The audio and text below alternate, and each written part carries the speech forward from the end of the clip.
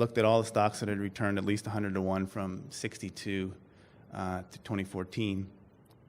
And that's as far back as I could get data. And I screened out some of the tiniest names, so like the 12-cent junior mining stock that goes up, $3. And the idea is really just to find if there were any similarities or qualities that a lot of these stocks had that we could look for in investing today. So I got to 365 different names. So just to go a little bit through some of the outlines of what they looked like, just in very broad terms. This gives you an idea of sort of how long it took. So, most of them fell in that column there. It took between 16 and 30 years. And it's really just a math problem at this point. So it shows you the number of what rate you have to compound to get to 100 baggers, and get to 100x, and how many years it takes you to do it. So if you compound at 25% a year, it takes 21 years to get there. So it sort of gives you the outline already of the hurdle that you have to get over. It's compounding at a high rate for a very, very long time. So the main point of this chart, this shows you the top performers in the study, and the main takeaway here is just to note that there were really no industries that dominated the list. There's all kinds of businesses on here. So you have, an airline. Southwest Airlines is a very good case study. You have a retailer. You have a railroad way up there, which was surprising. But the railroads are interesting case studies too, because they own so many different assets and they wound up spinning off things, and so they became tremendous creators of wealth. Kansas City Southern actually owned Janus, which helped that return quite a bit. And then normally it takes a long time, but here's some of the fastest to 100x. This is just, again, kind of an interesting list because it, again, includes a number of different businesses. NVR is a home builder, which you wouldn't normally think of a business you can make 100 to 1. Valiant is on here, and a funny story about that is that in the book, I pull out a number of these and do sort of little case studies on them. And Monster Beverage was one, Pepsi was one, Gillette, Amazon, and I thought it might be good to do Valiant because it was kind of a well-known name. This is when it was still, climbing on its way to $200, and Thompson is actually one of the analysts who was helping me work on these case studies. And I remember his call in May of 2015. He called me and says, I can't figure this out. I don't know, I don't know how they make money. And I said, well, we'll just skip it. Let's pick something else. If I was really paying attention to it, what do you mean you can't? What do you mean you can't figure it out? What do you mean? It would have been a great short idea because it subsequently collapsed, and so a good thing I didn't put that one in the book. So I'm just going to go over some of the kind of distill some of the main lessons, and the first one's kind of obvious, and then I'll go through some others. You have to start small, or it helps to start small, so we know our great companies that started off very small. One maybe surprising thing to point out is that at least in the 365 stocks that I pulled together for this study, they were small, but they weren't tiny. It's kind of like the median sales figure is about $170 million. That's pretty substantial business. The second lesson here is, or one of the most important lessons, is you got to hold on to them for a long time. And that may seem obvious, but I have a story to tell you that, but as a friend of mine who's a hedge fund manager had bought this painting, and this illustrates so many interesting things about investing for the long term. But in 1999, he bought this painting. It's a painting by Ed Ruscha called Sunset to Pico, and he paid $150,000 for it. His wife thought he was crazy. It was by far the most he ever paid for art, but he was a hedge fund manager, decently successful. Wasn't like, broke the bank or anything. So he takes this picture and he hangs it up in his, whatever, in his living room, and he likes the painting. He leaves it there, and he hears over time that painting's probably worth more than he paid, but he doesn't think anything of it. And so finally, last year, he decides that he's going to sell it because he's getting older and he decides he wants to pay off the mortgage on his house. And so he goes to Sotheby's to get it appraised. And they tell him they think they can sell it for $1 million. So, remember, he paid $150,000. So he goes and puts it up for auction, and the way the auction works is you put up a reserve so that you put up a number that you're not going to sell it for less than. And that number was $850,000.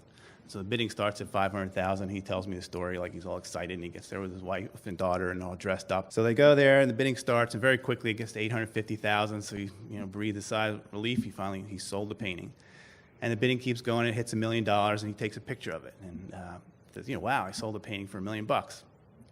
Bidding keeps going up to $1.5 million, and then the bidding starts to flag a little, and she's getting ready to hit the gavel, and someone comes in, $1.6 million, and it keeps going, $1.7 million, $1.8 million, hits $2 million, 2.1, 2.2. When she finally hits the gavel, it's $2.3 million. So he's telling me the story, and the first thing I said was, if that was a stock, you never would have held on to it that long. So when you think about it, why is that? What helped him hold this painting all this time to make that much money at the end? And I think one big reason was that he didn't have somebody coming in every day offering him a price. Just imagine, like when we own stocks, we see stock price every day, oftentimes multiple times a day we're checking our stock. It would be very, very hard to hold on to that painting if you had someone come in every day, hey, I'll give you $500,000 for it, come on. And then 2 months later, he says, no, I'm going to give you $250,000. Think how it works on your psychology, all that stuff. So one of the big lessons of that, I think, is that you can't price your performance so much because it just wears on you. And in the Phelps book, the original Phelps book, he has a great, one of my favorite tables in the book is a table of Pfizer's financial results. And I think it's like sales, net income, but one of them is definitely return on equity. And it's for like a 25-year period of time. And he just says, looking at this column of numbers, is there any point where you would have sold this business? And so it starts from whatever, 19, let's say 40, whatever. And you see it's 20% ROEs, very high ROEs every year. Yeah, some a little lower, some a little higher. Sometimes sales are flat. Maybe there's a year where it went down. But just looking purely at those numbers, you would never have sold that business. But yet, and you would have had 100 times your money if you had held it. But of course, lots and lots of people sold that business. And why? Because they saw the price every day. And they read the newspapers and you see interest rates going up and down and wars and depressions and cats and dogs living together and all kinds of crazy stuff. And you would never have held on to it. But if you just followed the business, it makes it easier. So in the book, I talk about this idea. None of us are going to do this, but I just like the metaphor of it, and maybe it will help you. There's this idea called the coffee can approach. Actually, I had a reader of the book tell me that he has a coffee can now on his bookshelf to remind him of this idea. I thought that was kind of cool. But this is an old-fashioned coffee can. There was a guy named Robert Kirby who was a very famous money manager for Capital Group, and he wrote a number of famous essays. One of them was called The Coffee Can, and it was in the Journal of Portfolio Management in 1984.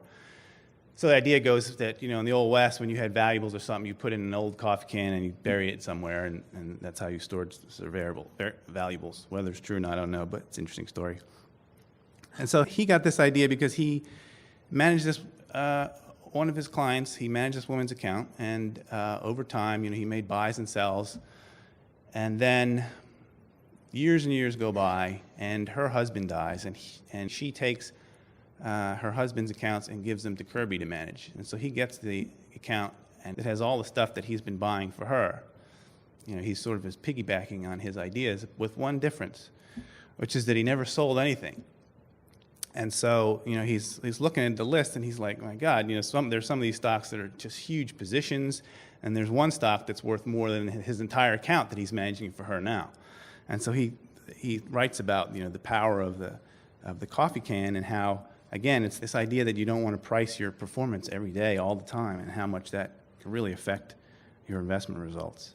So another thing I'd like to say, or like to add here, is that lower multiples preferred. It's tempting when you look at these 100 baggers to think that it doesn't matter what price you pay, if something's going to go up 100-fold. But it does really matter, and a lot of these stocks started at fairly low multiples, and then over time, not only did their earnings grow over time, but so did the multiple. And there's lots of examples of this. There's one that I put in the book, which was MTY Foods, which went from trading at like 3 times earnings when nobody gave it credit for anything, and at the end of 10 years, it was trading for 27 times earnings. So even though earnings only went up something like 12-fold, it turned into a 100-bagger. So that can really provide a very nice tailwind. And there are other examples. Gillette in the 80s was one that I remember, where it was trading at something like 10 times earnings at the beginning, and then at the end is trading for 30 times earnings. And then there are examples on the other hand where you start off with a high multiple and earnings grow, but your return isn't so great because the multiple went from 50 to 25. So that's an important quality to look for. although we can overdo it.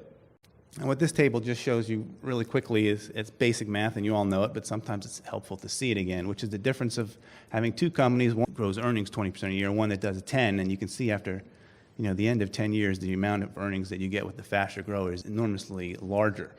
So even if you wound up paying 20 times earnings for company A, and at the end of the run you're down to 10 times earnings, you're still going to wind up probably much better than if you were with company B. So one lesson is that you have to take into account those growth rates, and you shouldn't be afraid to pay up for something that's going to grow, especially if you're pretty sure about it.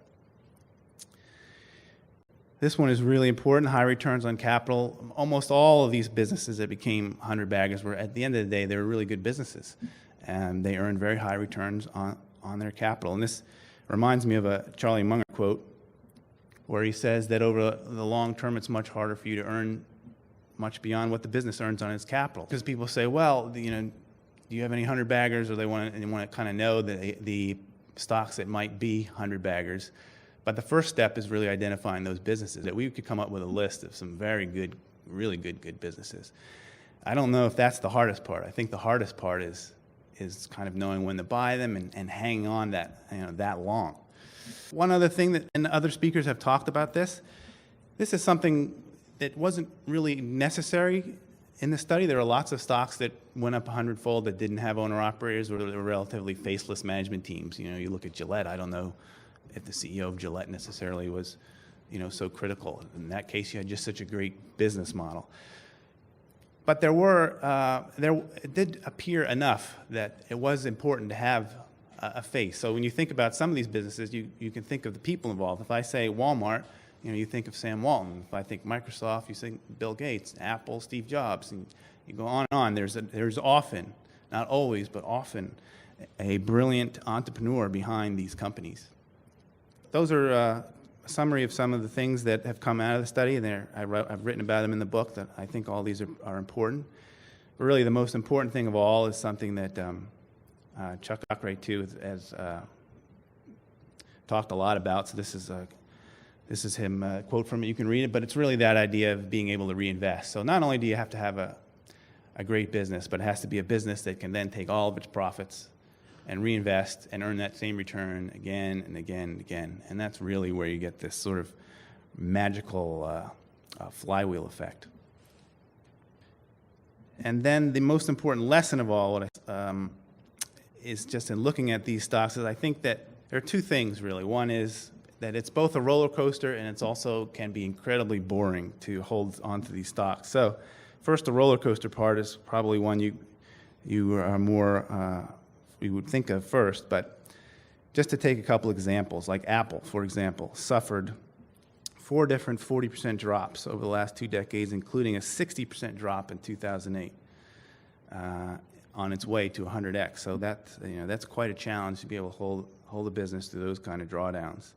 Another favorite of mine to use is Netflix, which is a 100-bagger since 2002, and it's lost 25% of its value in a single day. 4 times. I mean, that's pretty brutal.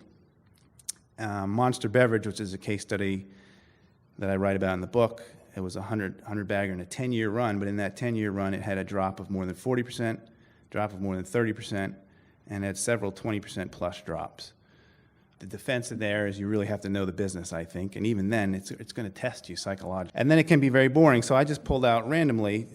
It was really just eyeballing the companies that are in the study. I have this vast spreadsheet, and I can just see there's lots of times where these stocks just went nowhere for pretty long stretches. So just to pick out a few, Bank of New York Mellon went sideways from 1976 to 1981 amidst a 100x run. So if you own that stock and you just held it for about 20 years, you were up 100 to 1, more than 100 to 1. But there was 5 years there where it did nothing. Texas Industries was sideways from 80 to 85. American Express was flat from 85 to 92. These are very taxing things, and I'm sure you're all investors. Most of you are investors in this room, and you can appreciate how difficult it is because we're in the business and we see new ideas all the time, and we get excited about things. But the lesson of 100 baggers is that you have to hold on to these things for a long time.